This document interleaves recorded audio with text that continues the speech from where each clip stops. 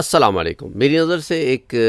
Rail گزری جس کے اندر ساحل ندیم صاحب حضرت عمر رضی اللہ تعالی عنہ کی بہادری کا ذکر کر رہے ہیں، آپ کے مراتب کا ذکر کر رہے ہیں، اور فوراً انجینئر محمد علی مرزا کی ایک کلپ آتی ہے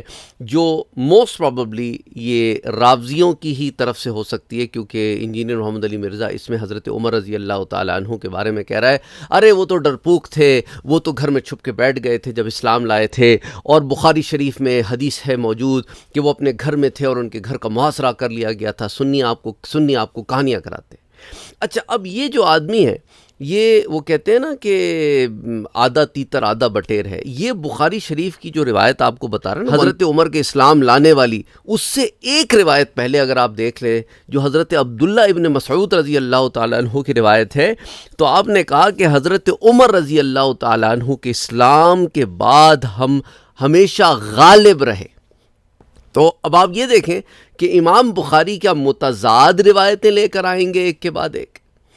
ہرگز نہیں۔ تو اب آپ کو یہ سمجھنے کی ضرورت ہے کہ حضرت عمر رضی اللہ تعالی عنہ جو اپنے گھر میں ہو گئے تھے، بیٹھ گئے تھے، اور اس کے بعد ایک شخص آتا ہے جو حضرت عمر کو اپنی جوار میں لیتا ہے، اپنی پناہ میں لیتا ہے، جن کا تعلق بنو سہم سے ہے، اور حضرت عمر ابن العاص رضی اللہ تعالی عنہ کے والد عاص بن وائل سہمی وہ آدمی ہے جو حضرت عمر کو اپنی جوار میں لیتا ہے۔ وجہ کیا تھی حضرت عمر کی گھر میں بیٹھنے کی؟ کیونکہ مکی دور میں جہاد کا حکم نہیں آیا تھا۔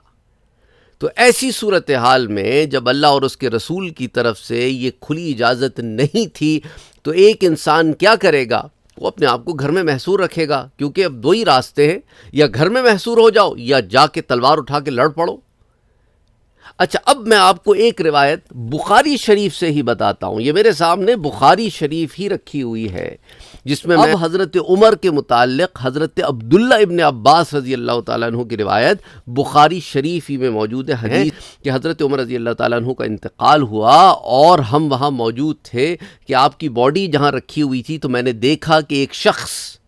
وہ اپنے ہاتھ کو میرے کاندھے پہ رکھتے ہیں، حضرت عمر رضی اللہ تعالی عنہ کے لیے دعا کرتے ہیں، رحمت کی دعا کرتے ہیں، اور حضرت عمر کی اس باڈی کو مخاطب کر کے کہتے ہیں، حضرت عبداللہ ابن عباس کہتے ہیں جو میں نے دیکھا تو وہ شخص حضرت علی تھے جو حضرت عمر کے لیے دعا کر رہے تھے، اور یہ کہہ رہے تھے کہ آپ نے اپنے بعد کوئی ایسا شخص نہیں چھوڑا کہ آئی لک اپ ٹو دس پرسن، کہ میں اللہ سے اس جیسے اعمال کرتے ہوئے ملوں۔ یہ مقام ہے حضرت عمر کا، لیکن یہ نیم راوزیوں کو نہیں سمجھ میں آئے گا، اس لیے اس شخص سے بچیں۔ اللہم صلی علی محمد وعلی آل محمد۔